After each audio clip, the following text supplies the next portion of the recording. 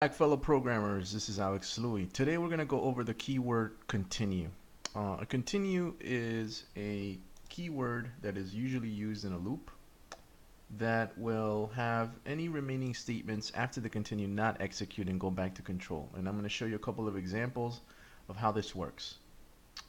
For each loop, actually. I'm going to show you on the while loop, then on the do while, and then finally on the for.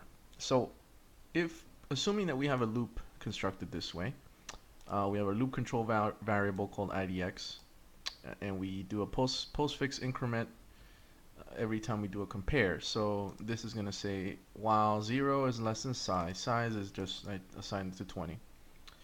This is where the meat of the loop is in terms of the continue statement and how it works. The continue statement actually will first, continue statement is usually preceded by an if, some type of conditional. You'll never just have a continue. It makes logical sense always to have an if statement right before a continue. So in this particular case, I am doing a modulus operation and I'm checking if the result is 0. If the result is 0 and I have the continue statement here, what's going to happen is I'm not going to go and continue the rest of the body execution. What'll happen is this will take control back to the condition and continue from over here in terms of execution. So for example, if we do this 0 is less than size, it's going to say if 0 modulus 2 is equal to 0, then continue, otherwise we're going to print it out. So in this particular case, it is 0, because if 0 modulus 2 is equal to 0, it is 0. So we'll never get to this print statement. So what really is going to happen here is we're going to go back to the condition, and now at this point idx is 1. You still have this as true, and then you're going to say is 1 modulus 2 equal to 0. That's going to be false, so it will never hit the continue in this particular index, and now you can print the actual number, which is going to be 1. And then as you go through the loop, this is actually going to print out all the odd numbers. So let's execute.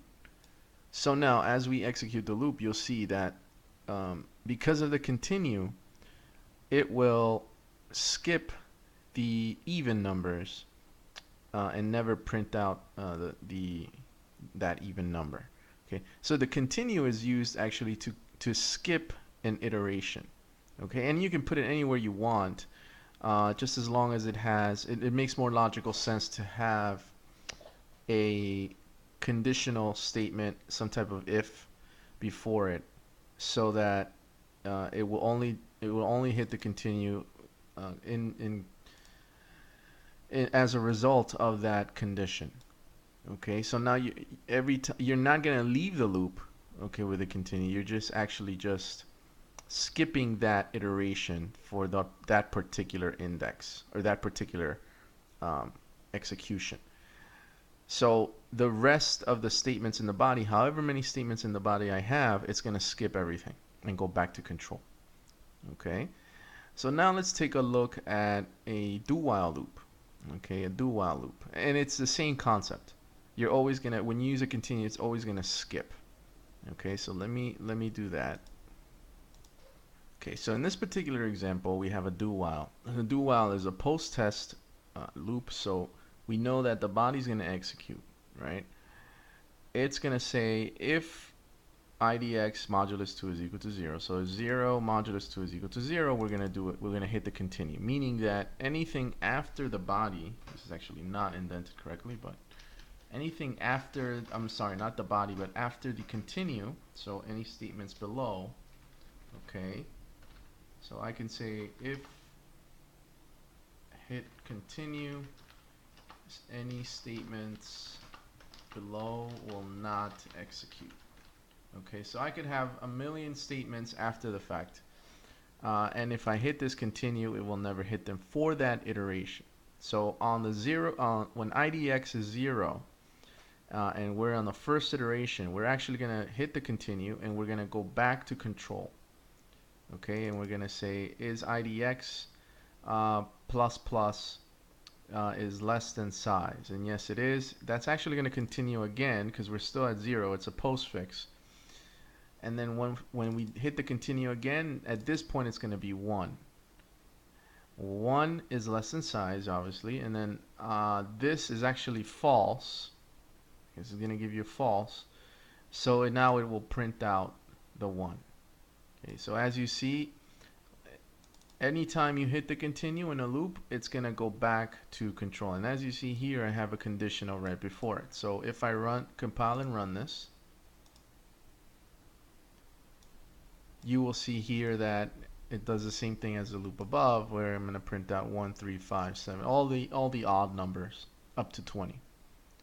Okay, all the odd numbers because of this continue. So I'm skipping that. Okay, so now let's look at a for loop. Let's look at a for loop. So if we look at the for loop, it's the same logic. We're going to have a if statement with the continue. Okay, so in this particular case, I've initialized I to 0. It's going to do the comparison. Is I less than size? That's going to be true. So this particular condition is actually going to be true. So we're going to hit the continue, and we're going to go back to, we're going to increment it by 1, right? Because that's the way the for loop works. When we go back to the control, it'll increment it by 1. So now I is 1.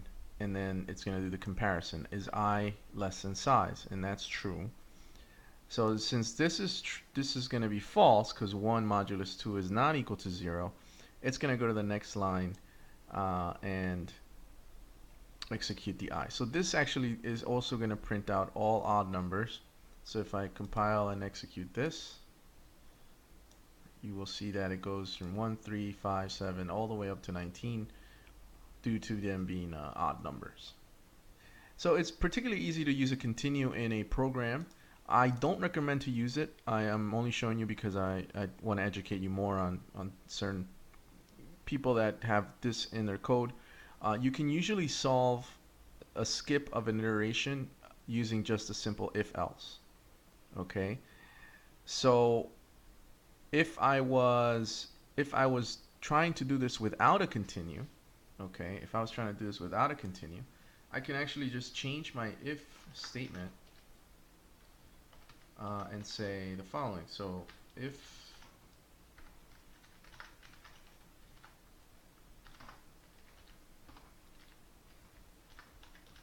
is not equal to 0. Okay, so if this is not equal, that means it's going to be an odd number.